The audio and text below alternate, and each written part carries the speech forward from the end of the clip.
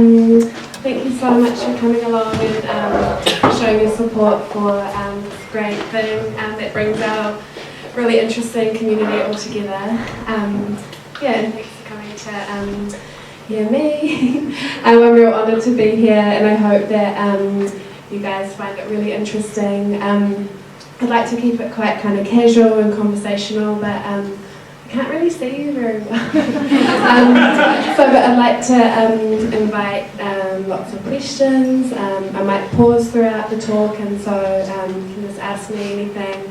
And then at the end, we'll have a few minutes where you can just ask me anything. I'm the creative director and designer of Miss Crabb. It's a fashion brand. It's a state of mind that me and my team over the years have created and solidified in Auckland and just a little bit internationally as well. I'm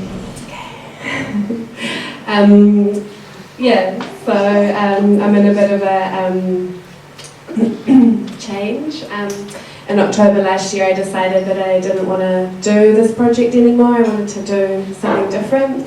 So I'm in the process of that transition, which has been so amazing and so interesting for my creative life. And I'm really inspired and excited for the next phase of business and creative life, and then just the balance of everything as well. And I think balance and symmetry is just so important in my life. I'm a Libra, so I'm just trying to strive for that in everything that I do, obsessively actually. So and I just thought kind of more about sort of the theme of symmetry and balance, and how it's so integral in so much of creative life and life as well. So dichotomies between darkness and light, yin and yang, and male and female, and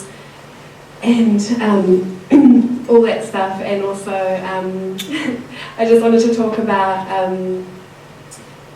I read, I think it was Vivienne Westwood's autobiography, who I'm a big fan of and have been my whole career. But she talked about this aesthetic of hot and cold. And when I was just starting my career, I just thought this was such an interesting concept. And it's basically, so like hot, the hot aesthetic of hot is like masculine and like rock and roll and like pirates, and like full-bodied and like outward energies. Whereas the cold is more like minimal. It's more like subtle, and it's like a more of a sort of a backwards sense of subversion. But when I was young, I didn't really understand the cold aesthetic at all. Like I really only liked like the romance and sort of more outwardly, sort of loudly speaking, I guess. I forgot to mention. So I've got like a slideshow going on. It's kind of just like cool, like campaigns, like my favourite campaigns, my favourite portraits, my favourite quotes, and just all these things that kind of resonate with the Miss Crabb state of mind. Some of you are probably already familiar with them, but I hope you really enjoy them and find them interesting. They're all made by New Zealand artists and creatives, different photographers, friends of mine, because Miss Crabb has been very collaborative over the years as well. And I think that is my introduction. So I guess I'll just start a little bit chronologically. I started with a shop. After I graduated fashion school, I started with a shop on Kalangahape Road called Ription and Bust. And we sold just one-off pieces that me and my friends, we all had our own little labels, and we were just starting in the industry. And it definitely, we all just kind of had this really sort of defiant aesthetic and way of working. And we were just kind of creating our own what do you call it, like place in the industry, which was, yeah, it was like really cool. Yes. It was like a funny time because I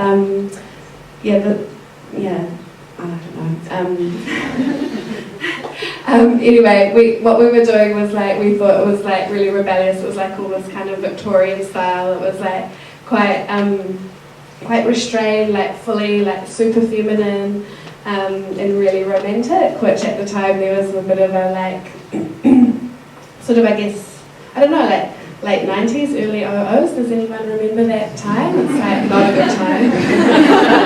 Ironically, it's back. Which I love actually. But anyway, so that was that, and that was cool. And then I got the opportunity to start at Miss Crabb on Ponsonby Road. My friend Natalia Kuchia had the lease and she offered it to me, and I just thought this is my dream shop. And then so just started doing that, and I really just wanted to carry on this work of having an alternative to what, like an alternative aesthetic, but alternative way of wearing clothes and an alternative way of making clothes, and really solidifying that and making making my own personal style like stronger and stronger. And then so sort of, I guess, the restraint factor, I just wanted to really free it up, and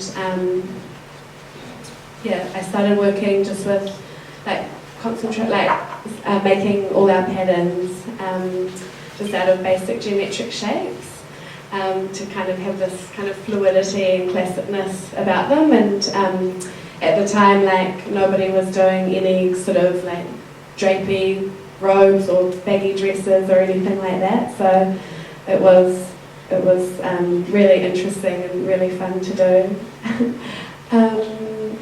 And I think, and that's kind of jumping on this whole like like it was sort of fashion for everybody, really. Doesn't matter what stage in life you're at, or it's sort of for everybody, like all ages, all aesthetics, so that was good. I think that's the reason why I started making clothes as a teenager, being a rebel and stuff like that. And you just, like, it's a way of communicating and showing that you're free. Also, I never really liked anything. I've never liked anything else, so that's why I started it. Sorry, I keep banging into this. That's why I just wanted to do my own thing, basically. So and that's just this kind of subversion, and like it's what I've always done and always had in my work, which I love. Thank you.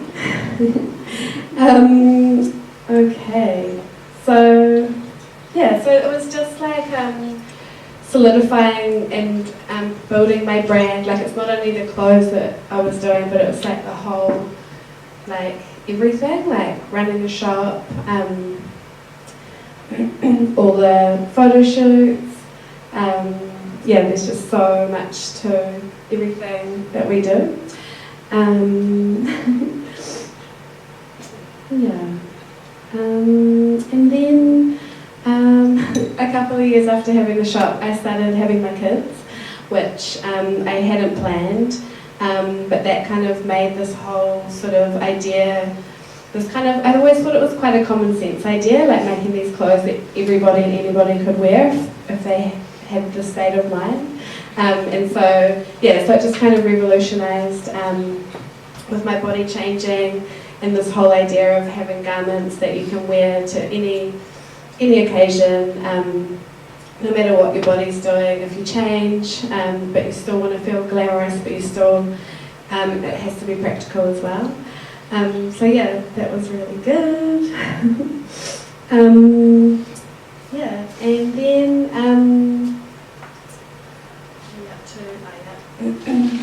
then I started, so I'll just back to this whole hot and cold thing.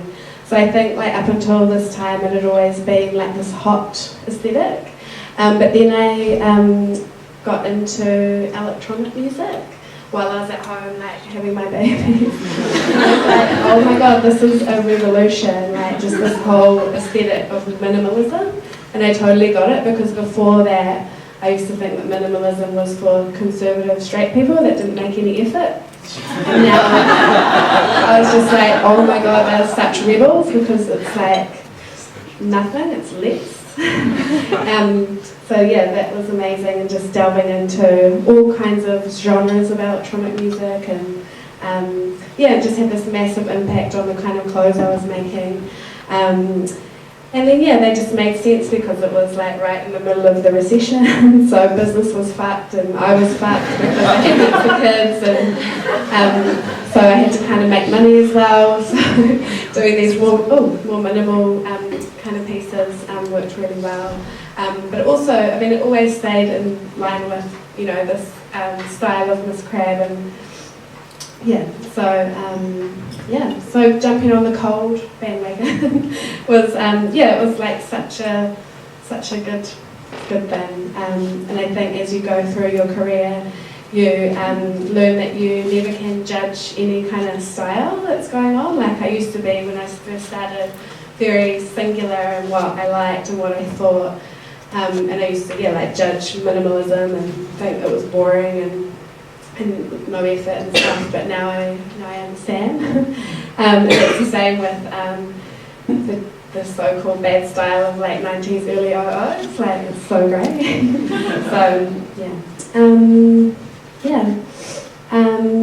So with the minimalism, it helped me just to look at like deeper into other aspects of aesthetics and creativity. Things like, whereas before everything was sort of loud and outward and like I always used to look at my old work and my old style. I don't know if I put any funny old photos in, but I felt like I was yelling. But now it's like much more subversive and quiet, and using things like silhouette and colour and texture, and turning the volume up as well. Flat shoes, that was a big revolution for me as well, just style-wise. And then just recently, like over the last like four years or so, I've just been getting into reggae music and hip-hop. And I think you can there's just this real sense of like love and jubilation about the work. I've been getting into, we started making suits a few years ago, which I think you can kind of see. Started just really mixing it up with our photo shoots, having more fun with that. Like we did like a really cool campaign on a bus a couple of years ago with an amazing DJ, Creamy Mummy and Anna Sison, another amazing artist. Just like kind of, like really collaborating with music artists and DJs and visual artists, and so that's been good, and I think that's part of the reason why I've decided to sort of change, because just kind of getting more balance in my life has been really good for my work, but it's funny because it just takes so much, like it's striking the balance. I just need to do something else. The fashion business as it is too intense to kind of have this balance between good life with my friends and my family. So that's how I've come to it. Kristine, how have you, like if you're winding down of your business, how are you finding the industry's reacting to that? In terms of positive, negative?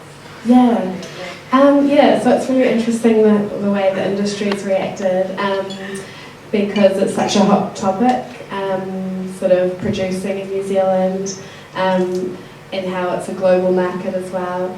It's been mixed, but mostly people totally understand sort of my reasons for it. But also it's just like, don't worry, like some people are really like, what, like it's so sad, like we need more Miss Crabb and stuff. But I'm just like, nah, like I'll always be me, I'll always be creative and I'll always do something. Like, yeah, I'm hectic and intense, so I'll always do something, you know. What kind of thing are you wanting to do? Are you able to say? Or? I don't actually know what I'm going to do. Like, it's been really cool since I decided in October to not do it anymore and got heaps of creative energy for business and for clothes as well, which is really cool. Yeah, but I'm having a big business meeting with one of my best girlfriends this weekend, so yeah, but I don't know, like, I just want to have more fun, like, yeah. Yeah. So what would have been the absolute highlights in your time with the Crabb label? Always it's the clothes, like, yeah, like just some of the clothes that we were able to produce like the whole time has just been always just the best thing, like, because I feel like I really get a kick out of making something that's subversive and interesting to make technically. Like before the recession we used to make really crazy avant-garde, like real intense clothes. But people used to buy them, and that, like, I look at my archive because I've been going through my 15-year archive, and I'm amazed that we actually produced these things and that people bought them, like in little New Zealand, and wore them, like, yeah. So it's cool, and then yeah, just all the subversive pieces that we make. I just love that people get on board of them, and they go really well commercially, and that's kind of always been my goal, is to make these things that are interesting and defiant, but then have them just sell really well. So yeah. And then also just all the people that I've met. Like made the most amazing friends, and just yeah, getting to meet incredible artists and just all kinds of business people. Like it's been really worth the sacrifice. Yeah, it's not really a sacrifice, but it has been. It's hard, and you know, everyone who runs a business knows that it's hard, or whatever. Yeah. Kristine, Yeah. how do you apply this notion of balance in your life? Because I find so many creative, we struggle to keep that balance. We easily stay overnight to finish projects. Like, is there a voice inside your head that says, okay, it's too much? Yeah, so achieving balance in your career and life is I meant to talk about it, yeah, but yeah, it's like, I was just saying before, like, having balance is kind of something, a luxury that you have after you've been doing it for a long time, because you kind of work it out, but you also have more faith in your own, like, skills and abilities and the way things work. So yeah, like, I think probably looking back, to achieve more balance and happiness in my work and life would be to have faith in yourself and your skill, and yeah, but I know that you have to go through heaps of stuff to kind of get the good work as well. So yeah, but then I kind of think, I look back now and I think, like, balance can be a scale of 20 years really. Like, I was thinking about how, you know, I've been like so intensely busy for the last 20 years and now probably the last 3 or 4 years I can just sort of chill a bit more and have, you know, like, reflect on what I've done, but my creative energy is still there because I've worked on it the last 20 years, yeah. So yeah, so hopefully that makes sense. But yeah, like, all, like, you people that are just starting, like, it's so important just to have faith in what you're doing, and so whatever you need to do to just accept and, you know, like, keep that faith and strength happening in your work and yourself, then you'll be so much better. You'll be able to just, like, yeah, get to your dreams. Thank you. Kristine, this kind of question relates to the previous one, but as a new-ish mum, how did can you describe a little bit about that phase? Oh, yeah. Maybe had lots of work and lots of everything. Yeah, well, it wasn't very nice. I wouldn't recommend doing that at all. But at the same time, it was so good for me. Like, it made me so strong, and now I appreciate like just the life that I have, and I'm glad that I went through it because it made me a much better designer because I had to be just so tight with everything. Yeah, and a better person, like just not so bratty and like just happier, like strangely made me happier. Yeah, so, but yeah, you just do what you can, don't you? Like everybody does.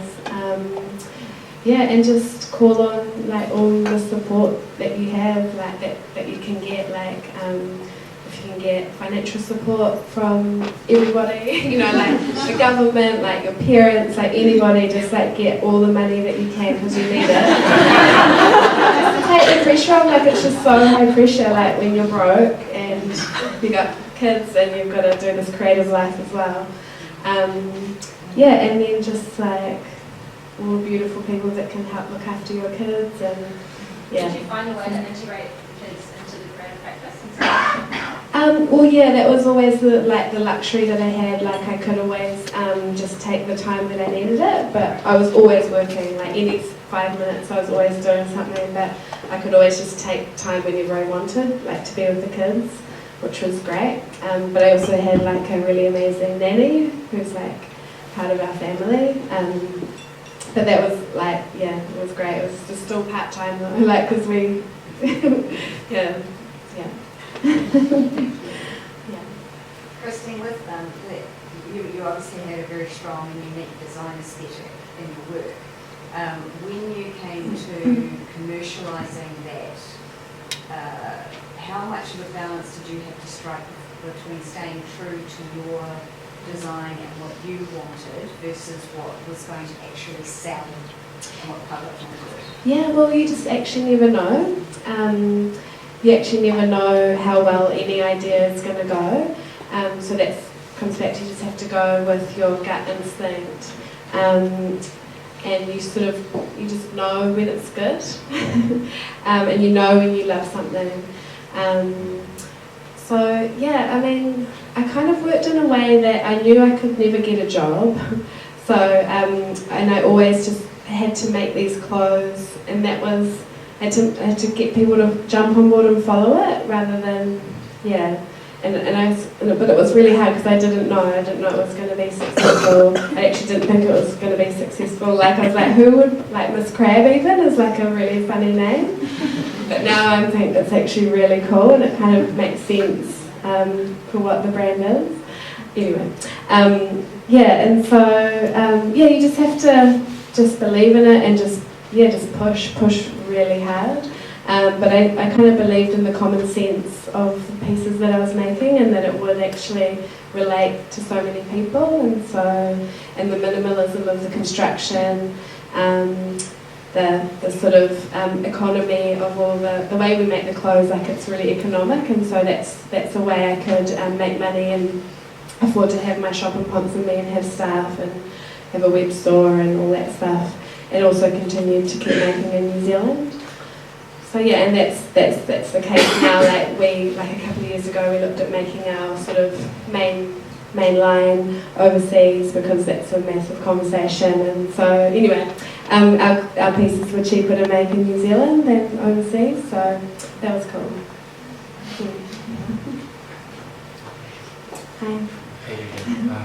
I find that so many creatives and designers, when they're starting to establish a brand, they really struggle to charge what they're worth. Did you run into this problem? Oh, definitely, yeah. Like I feel like CreativeMornings could be tied up with the commerce, like the actual money side, and like the sort of the culture around money and getting paid and addressing that conversation with your clients or your customers, because it's such a fine art. Like I just had no idea when I first started. But it just comes back to having I don't know, money is such a concept as well, like it's not even real, it's just an idea. So if you can get your head around that as well, I don't know, it's weird. But yeah. Yeah. So what advice would you give young designers and creatives that are trying to establish a brand and trying to find the right price? Yeah, well, for pricing, we're still trying to establish what sort of price. Early on in the Ription and Bus days, like we used to always be like, how much? And we would just price our work on cool factor, like how much we loved it ourselves and how much we were willing to part with this piece that we made. And that's kind of like our philosophy in everything that we do, is we price it on how cool what we think the value is. And I think that's like a really, because it's really like honest and you can stand behind it because you believe that's what it's worth. And I think like when you buy anything, you're buying it for value, well you should be anyway. And so that's the same with your clients, like they're buying your services or your ideas because of the value that it has, and so that's what you have to charge for. But sometimes like you don't charge anything because it just feels right to not charge, and sometimes you're going to charge, you're going to have to like wind it up because that's what it should be. Because some things we price high because we know that we can get that money for it, and other things we have to price a bit lower because we want it to be more of a bread and butter thing. And and that's like people we work with as well. Like sometimes we pay full price, sometimes we do a contra or a swap, we pay nothing, or we do something for them. Like we do freebies all the time as well, just because it's the right thing to do. But yeah, it's like it's real conceptual, like value and money and stuff. But I hope that answers your question. Yeah, I never saw it like that. Yeah, cool. And I think just being objective about money too. Like I remember when I first started, I used to be quite emotional about money because I was so broke. But now I'm just like, just pay me. Whereas before I'd just be like, oh my god, can you please pay me?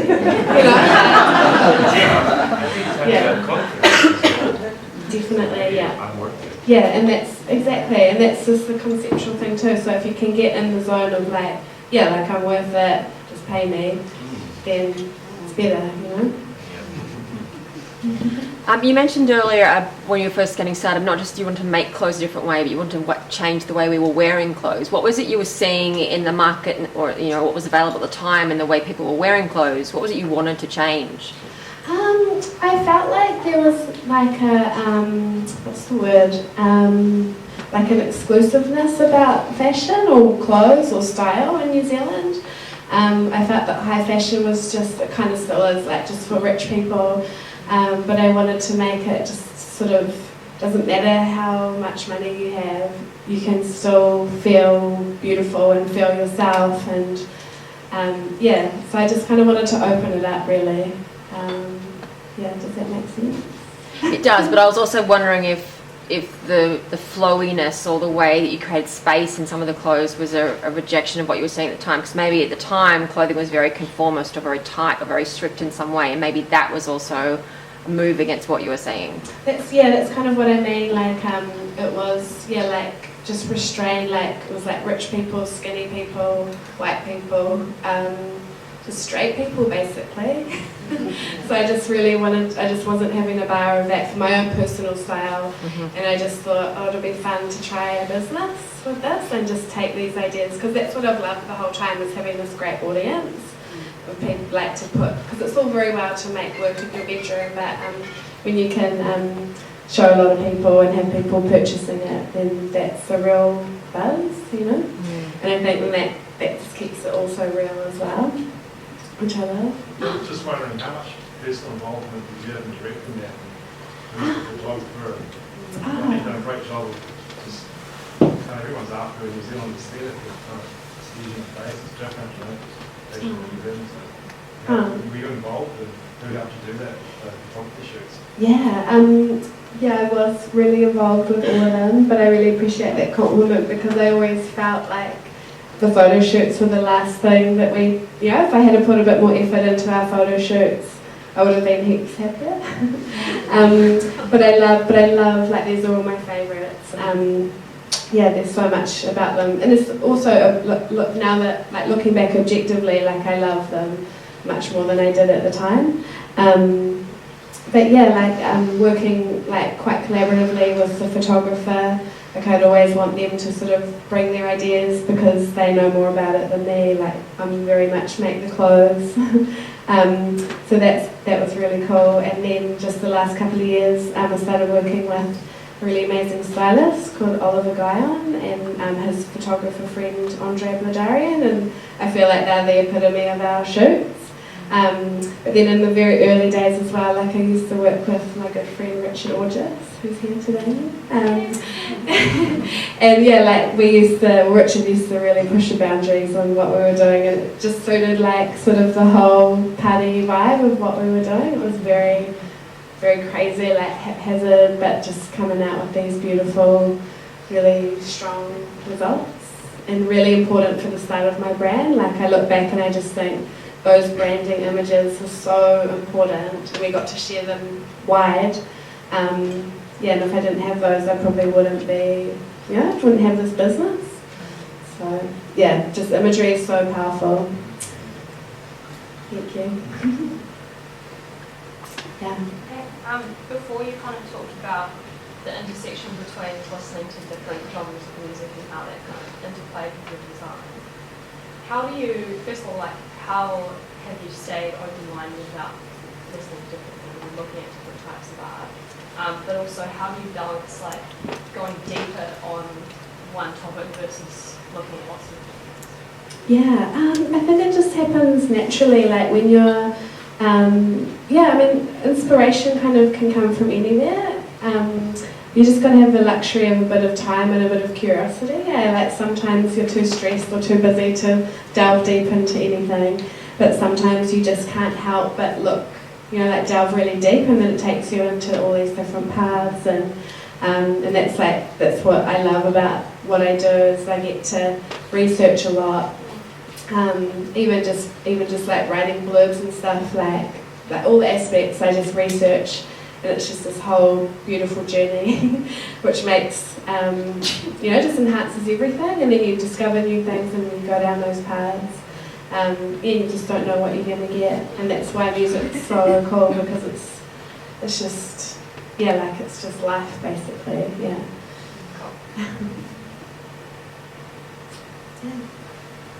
Cool. Oh, yeah. I'm interested as to why did you consider selling your business or keeping some kind of, for example, the copyright and what you've built up, that legacy? Yeah, I know it's such a buzzy one, the whole selling the business and my intellectual property and all that stuff. I guess it's been about 18 months of sort of transitioning, like sort of not really being that obsessed with clothes and business anymore. So I did look at selling it, but then I just didn't really like that process, because I knew that I'd have to sort of, it would be a collaborative process to get out of it, and I just wanted to get out of it. Also, I really want ownership of all the work that I've done, because I might revisit it later. I don't know, but I want Miss Crabb to be the beautiful thing that it is. I don't want it to, what's the word? Move into something else. Yeah, I mean, yeah. So those are the two reasons why I was like, nah. And I don't need the money. Nah.